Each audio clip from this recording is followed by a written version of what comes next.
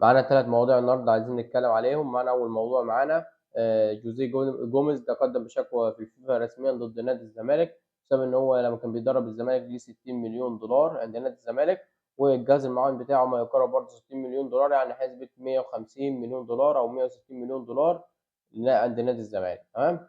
فالنادي الزمالك لو ما سددش القيمة دي لجوزيه جوميز هيتم إيقاف قيد نادي الزمالك تاني وتالت ورابع كمان. إحنا مش هنخلص من إيقاف القيد لنادي الزمالك زي ما إحنا عارفين، كل موسم بيتم إيقاف القيد مرة مرتين 3 كمان في الموسم. تمام. الخبر التاني معانا فيلا تراوري لاعب مازيمبي كان معروض على إدارة النادي الأهلي قبل كده في بداية دوري أبطال أفريقيا في دور المجموعات. اللاعب ده كويس جدًا، اللاعب انتقل في الانتقال الشتوي على ما أعتقد يعني نادي السواحلي الليبي. تمام.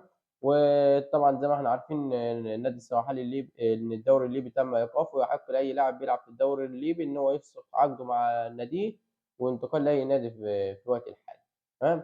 فاللاعب ده بيسعى حاليًا إن هو يفسخ عقده ويمشي مجانًا.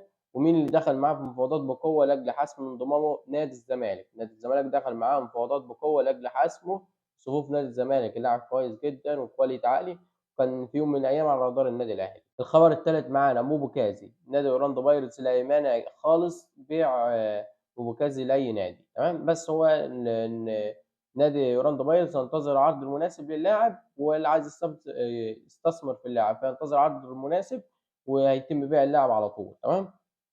النادي الأهلي كان متّفق على 400 مليون 400,000 دولار. النادي أورلاندو بايرتس شاف إن هي قيمة قليلة جدًا، وشاف إن اللاعب ليه مستقبل كويس، فبيقول لك لأ، اللاعب يستحق أكتر من كده وإحنا مش هنبيعه بالمبلغ ده اللي هو 400,000 دولار. تمام. في نادي تاني بلجيكي دخل في الصفقة لأجل حسم موبوكازي.